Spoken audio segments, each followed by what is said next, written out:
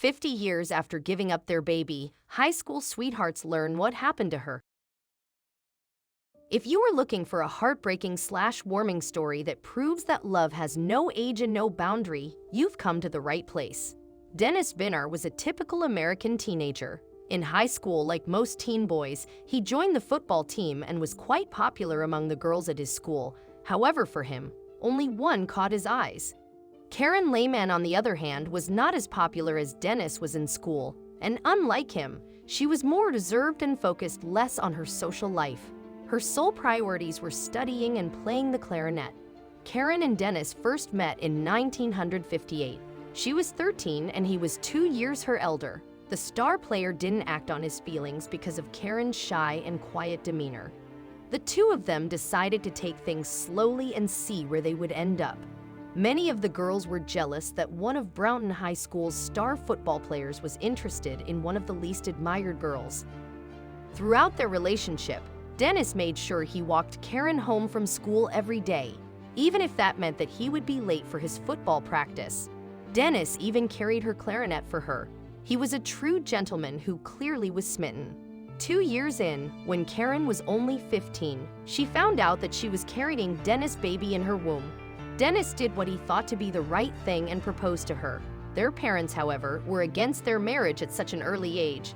Karen was sent to a maternity home for young, unwed mothers to take her pregnancy to term and deliver the baby, after which the young mom was forced to do something horrific for any parent.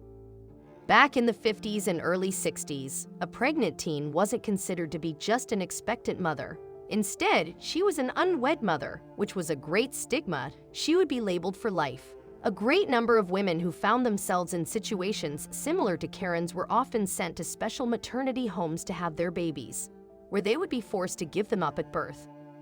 Karen had no choice but to comply with her parents' wishes when they were the ones who refused the proposal and sent her to the maternity home to give birth to her child, only to abandon it right afterward. Karen delivered a healthy baby girl she named Denise, after her father. Dennis signed the birth certificate before she was taken by social services. Karen continued to date Dennis even after the baby was born. However, when high school ended, both tried their best to go on their separate paths. Dennis went into the Army and was deployed out to Germany, whereas Karen went straight to the University of Minnesota, where she studied interior design. Dennis would send letters to Karen's parents' house almost every day. Predictably, her father intercepted and hid all of them.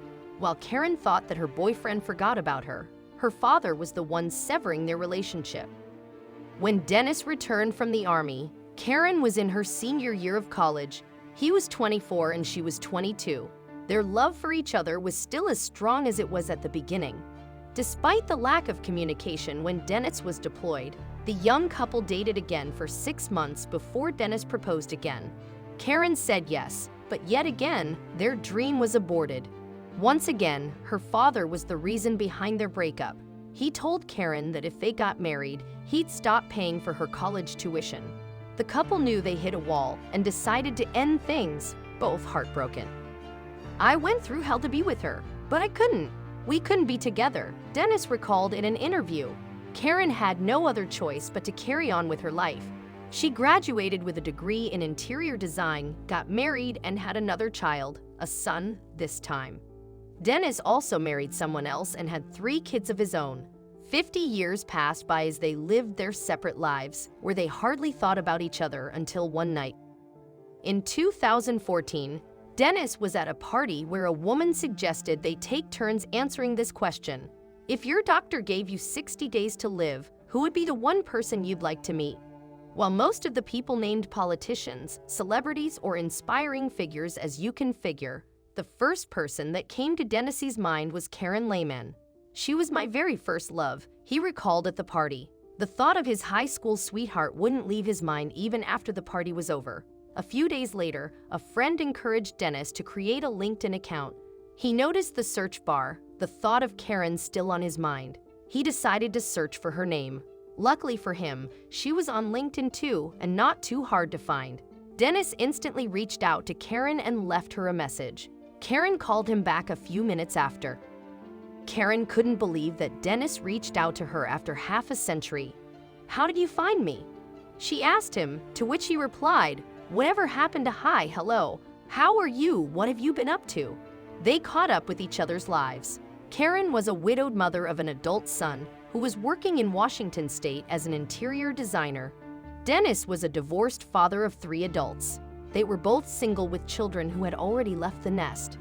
After a few months of reconnecting online, Dennis finally decided to fly to Washington to see Karen for the first time in 50 years. Even though they were both nervous, just like when they were at the start of their relationship, they immediately leaped into each other's arms when they first saw each other.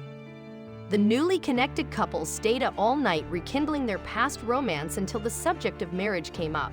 They recalled that Dennis had already asked her twice and Karen secretly wondered if Dennis would ask her again. When the topic of marriage first came up, Dennis told Karen that he never wanted to marry again since he already had his heart broken, one too many. Karen wasn't satisfied with his answer, so she asked him if he would consider asking her to marry him again. "I said no, because it's like baseball. 3 times and you're out," Dennis recalled to Herald Net. But then Karen countered his analogy by reminding him 3rd time's the charm. That night, they decided to get married again.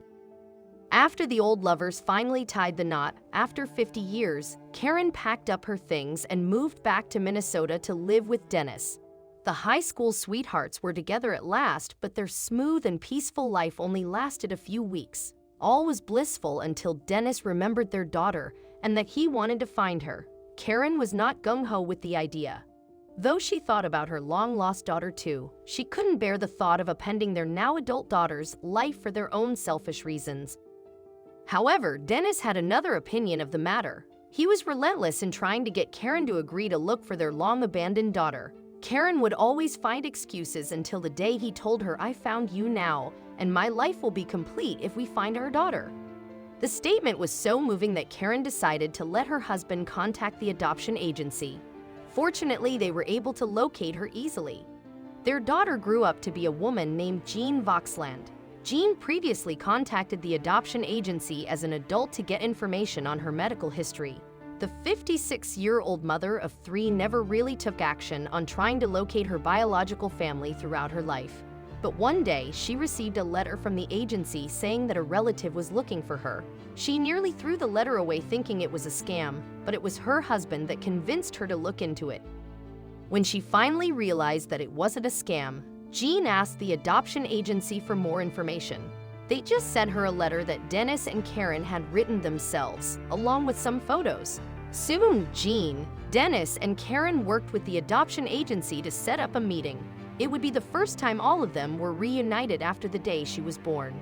The family was finally reunited in May 2016. Dennis and Karen were anxious to see the baby they hadn't seen since the day she was born. "It never crossed my mind that I'd have the opportunity to meet both of them. And they'd be married," Jean told Herald Net. "For me, having been sought out at age 54 was a bit of a shock." Jean was speechless when she met her biological parents for the first time. "I didn't say much in the beginning. In fact, I didn't do much talking at all," she recalled to the Post Bulletin. After the tearful and emotional reunion, Dennis did most of the talking as both Jean and Karen were speechless and overwhelmed with all of the emotions they felt. He was the one who told his daughter all about his and Karen's love story and why they had to give her up at birth. After half a century, the family was finally reunited.